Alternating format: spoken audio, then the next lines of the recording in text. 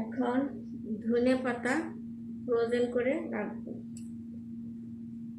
ভালো করে পরিষ্কার করে নিয়েছি। এখন কুচি কুচি করবো।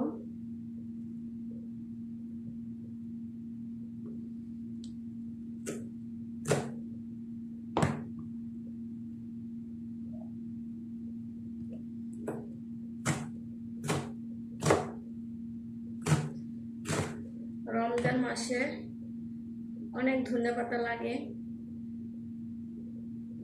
বড়া বানালে, ডালের বড়া বানালে লাগে, তারপরে বুট ভাজলে লাগে।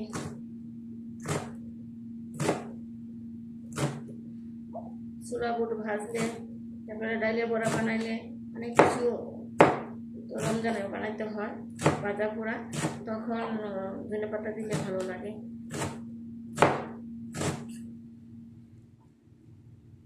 অনেক সময় ধনেপাতা পাওয়া যায় না, এই যে গরম আসতেছে তো ধনেপাতা কম পাওয়া যাবে। এখন আমি বলছি বেশি করে করে নিয়ে আসলে আমি ধনেপাতা ফ্রোজেন করে রাখবো।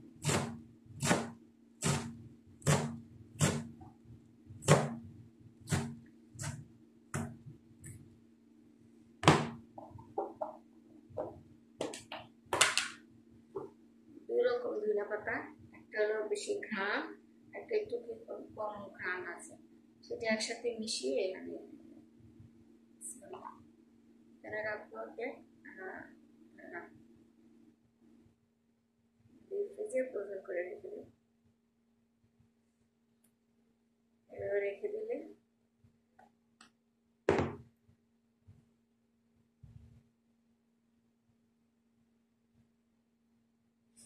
আগে কিছুটা রেখেছিলাম, এখন অল্প এখানে রেখে দিব।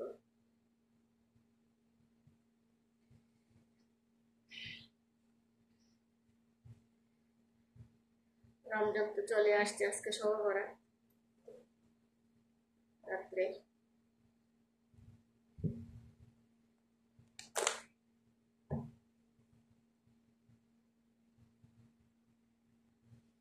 যে এখানে মানে প্রায় 2 মাস হয়ে গেছে ফ্রোজেন করে রেখেছিলাম। এটা নর্মালি রেখেছিলাম। এটা নাগামরিচ, বোম্বাই মরিচ, চিকার মরিচ, টিস্যু নিচে দিয়ে আবার উপর দিয়ে টিস্যু দিয়ে দিয়েছিলাম। এভাবে দিয়ে অনেকদিন গেছে, এইভাবে রেখেছিলাম।